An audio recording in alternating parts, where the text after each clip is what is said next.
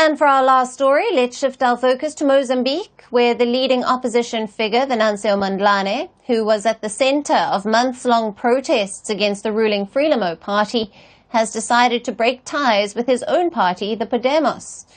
Mondlane has ditched the very same party which backed him in the October presidential elections last year.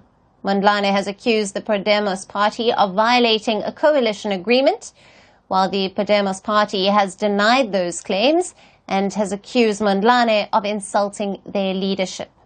This emerging conflict has highlighted the deep divisions within the opposition in the East African country. Our next report gets you all the details. In the East African country of Mozambique, a new conflict has emerged. The leading opposition figure, who protested against the ruling Frelimo party's victory in the October 2024 elections, has severed his ties with the political party that backed him. Venancio Mondlane, who came second in the presidential elections that extended Frelimo's nearly 50-year rule, has announced that he's ending ties with the Podemos party, with which he signed a coalition agreement in August 2024. In a statement signed by his legal advisor, Mondlane's office has accused Podemos of taking its parliamentary seats against the will of the people. It further said that their political struggle was for the salvation of Mozambique and not for the obsessive achievement of material goods or financial advantage. Mondlane's office also accused Podemos of doing nothing in the fight for justice and said it has distanced itself from the legitimate claims of the people. The office further accused the party of being insensitive and inflexible and added that the party was not worth the paper it had signed.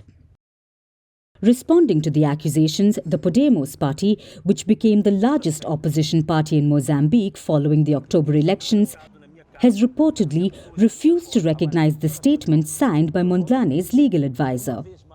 The party, which was founded in 2019 by dissidents from Frelimo, has said it had particularly signed the coalition agreement with Mondlane and not his associates.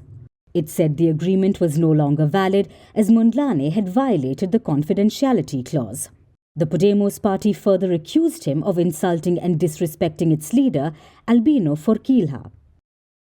Now, Mozambique has seen widespread unrest following the elections in October 2024 that has resulted in the loss of hundreds of lives and destruction of property in the country.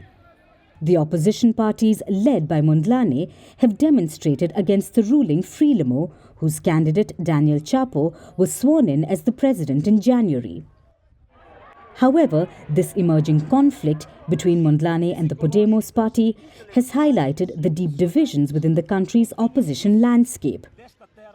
In recent weeks, Mondlane, who had rejected to join Daniel Chapo's government, had expressed his dissatisfaction with the Podemos party's actions, particularly that of the swearing in of the 43 members of parliament alongside Frelimo's legislators. Last week, he reportedly also said that he was looking to start a new political party.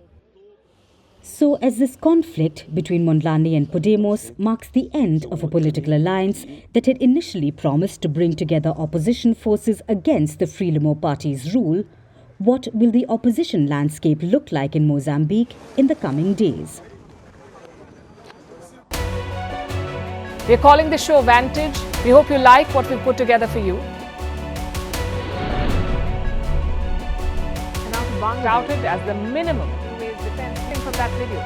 India's neighbours were the first to send the special edition of Vantage live from the White House throughout this week. Yes, Hindu Mandir in we're on our way to Tel Aviv measure, but it's also the perfect way to drive. I don't think Prime Minister of Bhutan, Sherin Tagwe. Welcome to 60% of the world's office. Prime Minister Modi did the iron. We were actually. How are you doing? How do you like? It's been 1 year since that meeting. Iron bars separate you from the outside. Out the vote efforts. Trump had, it says, and at $4.3 trillion, 300 billion by 2030. That's what we need to tackle climate change.